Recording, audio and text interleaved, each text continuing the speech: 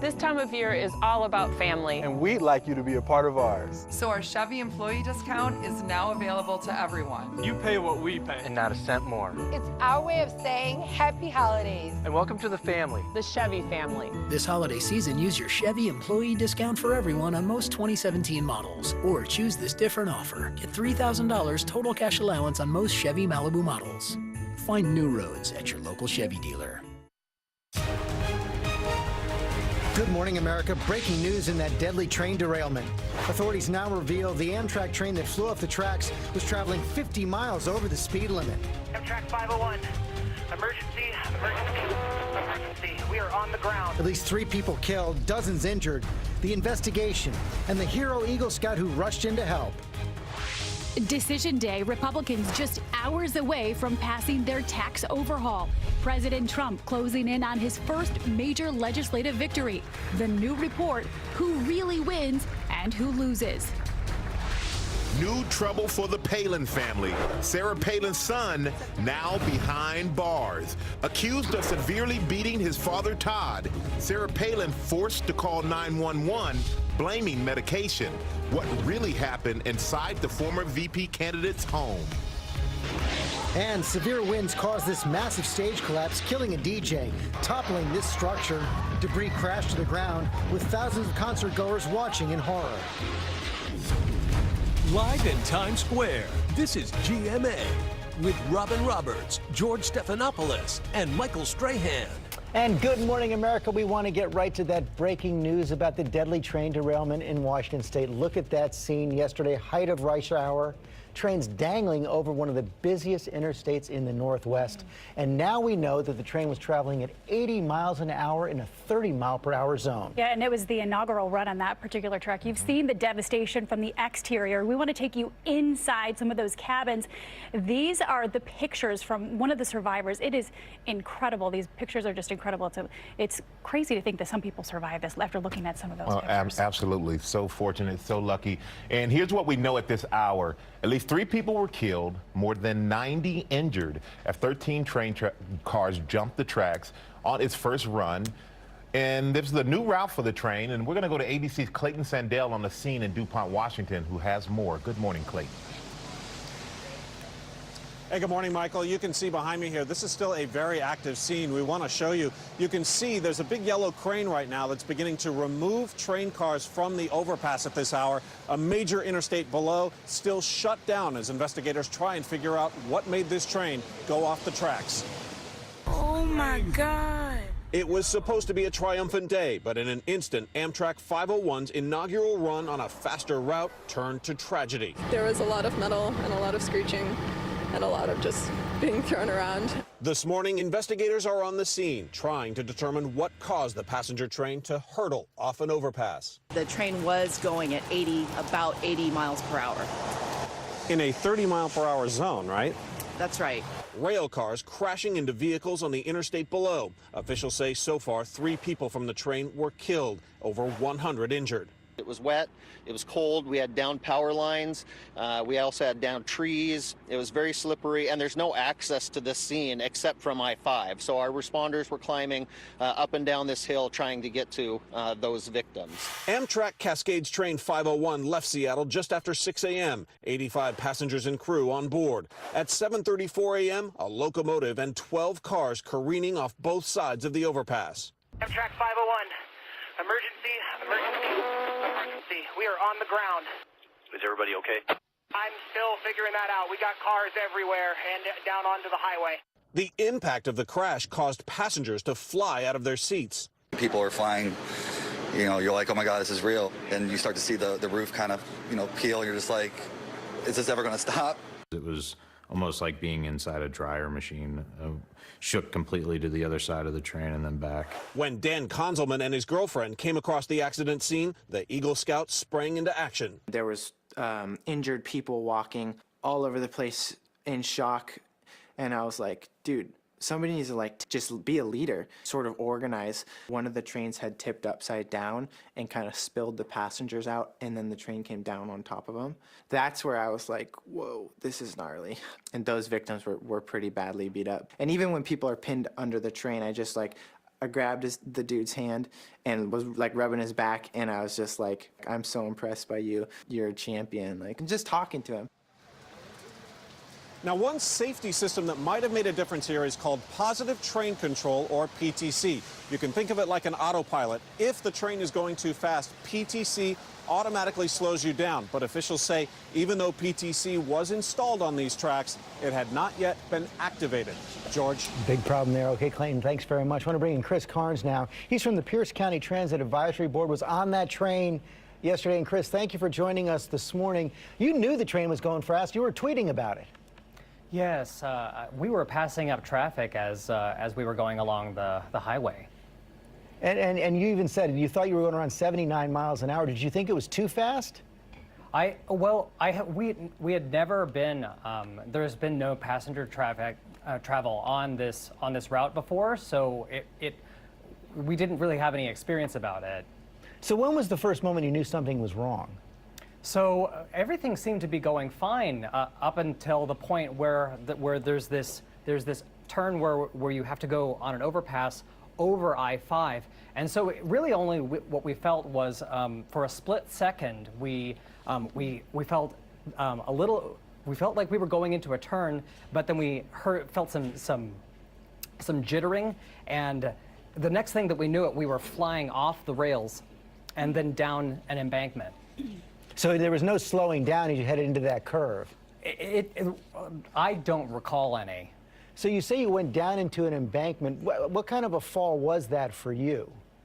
For me, it was we were just sort of catapulted into the seats in front of us. And you look okay right now. You had no injuries. What about everybody else in the car? Yeah. Most of the passengers in our car had only minor injuries. There was one person who, in the car in front of us, they were catapulted to the front of the car, and they were pretty badly injured. They were unconscious, but still breathing. So you're tilted on this embankment. How did you get out? So at first we tried the emergency door, but that wouldn't budge because the train car had been crumpled, and so what we had to do is we pulled out the string around the emergency window, and we kicked that out. Were people panicked, screaming, crying, calm? No, there were people screaming behind us in the car behind, but there was no way that we could access them. And what could you see of the cars? I think they were ahead of you that actually went over the overpass. Could you see that at all? Yeah. So the cars that were on the other side, so we couldn't see the cars that went over the overpass. But what I could see from the window was that we had disconnected from the back portion of the train, and I could see that that someone had been catapulted from the train onto the ground. Just an unimaginable scene, but we are glad you're okay, Chris. Thanks for sharing your story this morning. Thank you. Paul? Thanks, George. And we want to move now to Washington. It is decision day on Capitol Hill for the Republicans' $1.5 trillion tax bill. President Trump is on the cusp of getting his first major legislative victory. Our senior congressional correspondent, Mary Bruce, is on Capitol Hill for us with the very latest. Good morning to you, Mary. Good morning, Paula. Well, the final votes are just hours away. Republicans poised for that first major victory. But will it be a win for the American people? Republicans and the president insist this bill is aimed at the middle class. But a new analysis shows that the long-term benefits will actually go to the rich. After the first decade, the report finds the wealthiest Americans would receive a tax cut, while 70% of middle-income Americans would see their taxes go up. And the president and his family could stand to benefit personally from tax cuts for the wealthy, down from more than 39% to 37%, and a provision of this bill that's aimed at benefiting certain owners of businesses like commercial real estate firms. Okay, so Mary, we've been hearing that the Republicans have the vote even without Senator John McCain, who is recovering from cancer treatment. But how confident should they be right now? Well, Paula, there have been protesters up here on the Hill trying to convince Republicans not to do this, but to no avail. Right now, they do have the votes in the Senate. Right now, there's not a single Republican no vote. There are a handful of moderate Republicans in the House who oppose this, but that is not enough to block this bill. This tax bill appears to be headed for the president's desk, Paula. All right, Mary Bruce reporting from Capitol Hill. Mary, thank you very much. George? Okay, also breaking this morning, the White House calling out North Korea, formally blaming Kim Jong-un for that crippling ransomware attack last May that affected hundreds of thousands of computers all around the world. Our senior justice correspondent, Pierre Thomas, is in Washington with the latest. Good morning, Pierre. George, good morning. The U.S. is blaming North Korea for last spring's WannaCry cyber attack, which paralyzed hundreds of thousands of computers in companies and homes worldwide. In an op-ed released last night, Thomas Bossert, the top White House official for Homeland Security and Counterterrorism, writes, the attack was widespread and cost billions. North Korea is directly responsible. And it's not the first time. George, you remember in 2014, the U.S. accused North Korea of hacking Sony Pictures for an unflattering movie about North Korea's dictator. Bossert is calling on the international community to improve cybersecurity, and we could see the U.S. pursue more sanctions. This latest salvo from the U.S. is likely to add tension to the ongoing confrontation with North Korea over nuclear weapons, George. It certainly will. Let's talk about it more now. Thank you, Pierre, with our senior White House correspondent, Cecilia Vega, and the editor-in-chief of the Daily Beast, John Avlon. And John, let me begin with you. Let's pick up where Pierre left off right there. The White House calling for new sanctions on North Korea, directly blaming North Korea. Quite a contrast from the way the president deals with the Russian meddling in cyber attacks. It's stark. The administration is being tough and clear-eyed about North Korea, aggressive even. But even yesterday's strategic document, the president sidesteps the issue of Russia and their incursions in American elections. His cabinet's pretty hawkish, but the president remains fundamentally uncomfortable. So the contrast is really striking. Cecilia Vega, let's talk about taxes. No question, this is the biggest legislative victory yet for the president. Good way for him to end the year. Yeah, certainly, and they are poised for a big celebration when this actually happens. He's actually tweeting about it this morning. George, take a look. He just put this out on Twitter. He says the bill's impact to the economy is not totally understood and appreciated. He, quote, biggest tax cuts and reform ever passed. Enjoy and create many beautiful jobs. Spoken like President Trump there, but fact checkers agree this isn't actually the biggest tax cut ever passed. He is poised for a big celebration, but this is dangerous political territory here. There are a lot of polls out there that show that a number of Americans, more than half of Americans, disagree with this plan, George, and 2/3 of them say that it will benefit the rich over the middle class. Yeah, let's bring that to John Avlon right there. This is a tax cut. Right. Yet it's in some ways more unpopular than tax increases have been in the past. Will that matter a year from now? Look, I mean, that's unusual, right? I mean, everyone loves a tax cut. Tax hikes are tough to get through. The math here is upside down. The problem is this has been sold as a middle-class tax bill and a simplification. It is a big political win for Republicans and the president, but it doesn't deliver on those two promises. And that's what Democrats are hoping for come November in the midterm elections. Meantime, Cecilia, the Russia investigation continues to hang over the president. The White House hoping this week that some of that cloud may be lifted. They've scheduled this meeting between the White House lawyers and special counsel Robert Mueller's team. Yeah, and this is a pretty standard meeting from what we understand. The lawyers want to get a sense of where this case stands. They likely want to know whether President Trump himself is under investigation. They've had to change, these lawyers have had to change what they've been telling the president behind closed doors. They had initially told him this would be done by Thanksgiving, this investigation would be done by Christmas. They've now had to push that back, and they say it'll be wrapped early into next year. But George, we know this is expected to go well into 2018. Yeah, and is the president braced for that, Cecilia? That's the question. Well, that is the question, George. I mean, he has long said this is a witch hunt. We hear him repeatedly say that they've done nothing wrong here. So that certainly is the standard line. But look, this is a cloud hanging over this White House. There is absolutely no doubt about that. They cannot shake this. They want to focus on tax reform, focus on the agenda going forward to 2018. But these questions are still hitting them hard. John, it's been reported the White House hoping for some kind of a letter of exoneration from the special counsel. That's unlikely to come anytime soon. And one of the big questions will be, does the special counsel actually want to talk to the president? Yeah, look, that is going to be one of the big moments, but that's not how this works. You don't get an assurance of a letter of exoneration to allow everything to go forward. The investigation is going to go forward. The question whether they'll interview the president will be key. But this thing is vast and it is fast moving. And if the White House needs to calm the president down by promises that he's off the hook, they're going to be sorely disappointed. Coal in that stocking for Christmas. John Avlon, Cecilia Vega, thanks very much. Paula? Thanks, George. We want to move now to some breaking news overseas. Police in the UK have foiled a Christmas terror attack, making arrests this morning. Our senior foreign correspondent Ian Pannell has the very latest from London. Ian, good morning.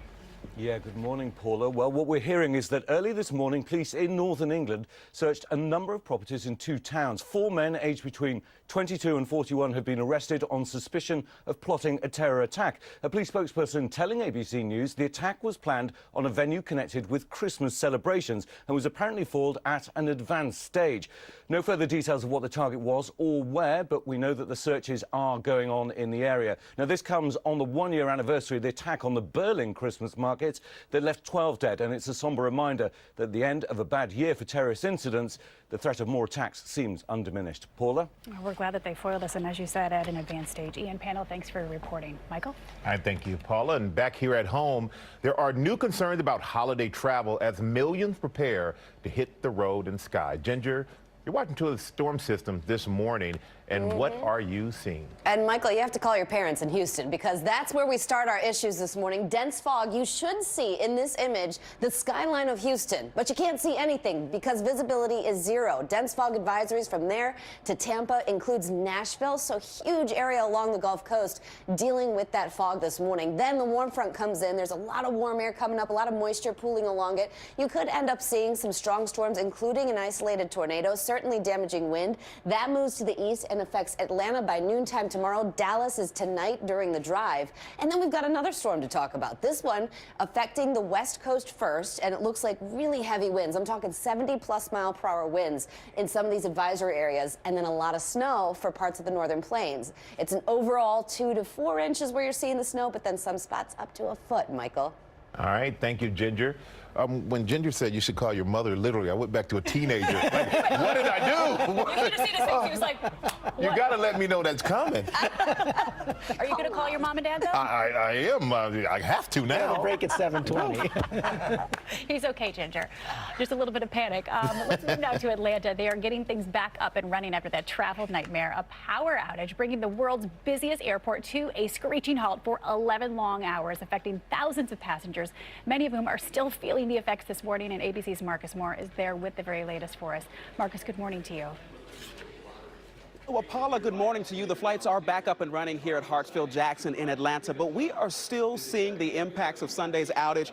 Look at this. I mean, absolutely a sea of bags here in the Delta baggage claim. It really is an astonishing thing to see row after row of bags literally covering the airport floor, waiting to be claimed. This is the remnants of that massive power outage that canceled 1,500 flights over the past couple of days and also stranded thousands of passengers in the terminals. But there's good news this morning. The airport is back up and running at 100%. And so far today, we've only seen a handful of cancellations and also delays as a result of that power outage. And this as people try to get to their final destinations. Paula, we're hearing this morning that some people may not be able to fly out until Thursday. And when you look around at this, suddenly I'm thinking a polka dot travel bag isn't a bad idea when you're trying to find it in this sea of bags. That is a pile up there. You always want your luggage to be not so subtle. Okay, Marcus, the polka dot travel bag is coming your way. Thank you for your reporting. All right, we're going to switch gears now and to a celebration of sorts of one of the greatest basketball players of all time, Kobe Bryant. He was so great, in fact, he had 2 jerseys, not one, he had 2 jerseys retired last night by the LA Lakers. They both hung high in the rafters of the Staples Center. As you can see, the very proud Mr. Bryant right there. And that is what he called home court, the house that Kobe built. He led the Lakers to 5 championships in his legendary 20-year career. That is a long way time to play. His family was with him for the emotional salute, and he had this message for his fans. Very simply said, work hard enough and dreams come true. Does have a work ethic. He does have a work ethic like no other. And Magic Johnson introduced him, Kareem Abdul-Jabbar, Bill Russell, Jerry West, and Shaquille O'Neal all showed up. In 20 years, that's pretty impressive. That's a long time to do anything. Let's go back to Ginger. You got a lot of cold air moving behind the storms. Oh, watch this. This is Christmas morning wind chills. Hey, Paula, you got to call your mom and dad and warn them in Jackson, I'm in Michigan. trouble, too. Single-digit wind chills. All right, your local weather in 30 seconds. First, though, the Chilly City is brought to you by Burlington.